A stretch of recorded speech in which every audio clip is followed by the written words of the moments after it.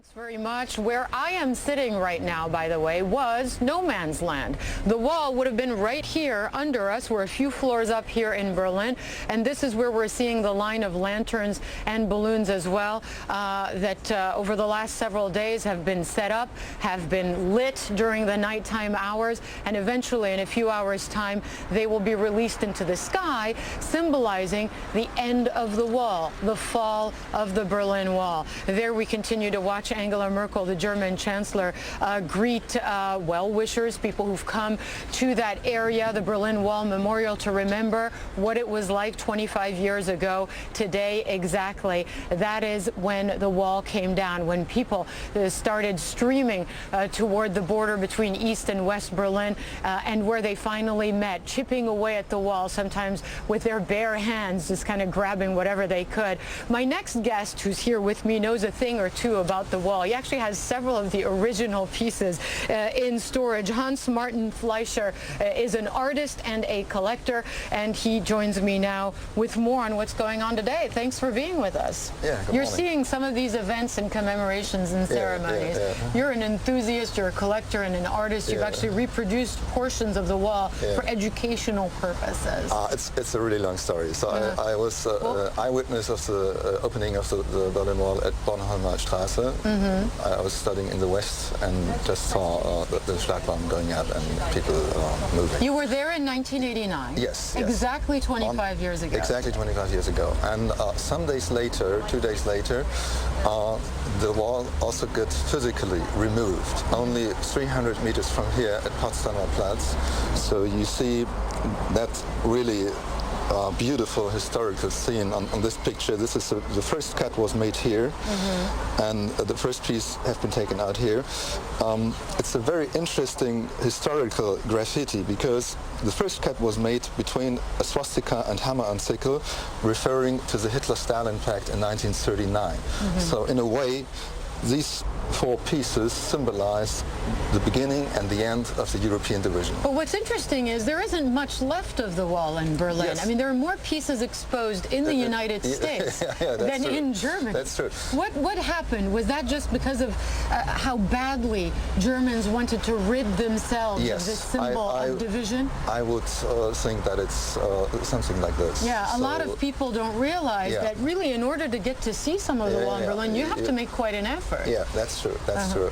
That came, say, 15 years later, that people had the feeling, okay, we should preserve something and should explain the history.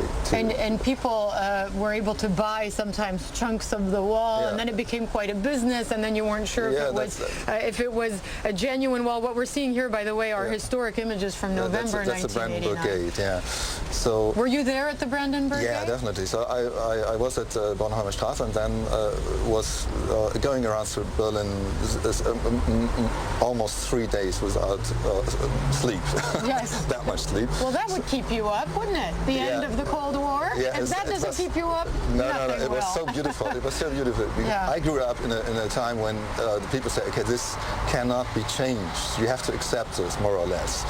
And this scene gives back to the human mankind the idea of that things can be changed if you really want to change them. The people can change it.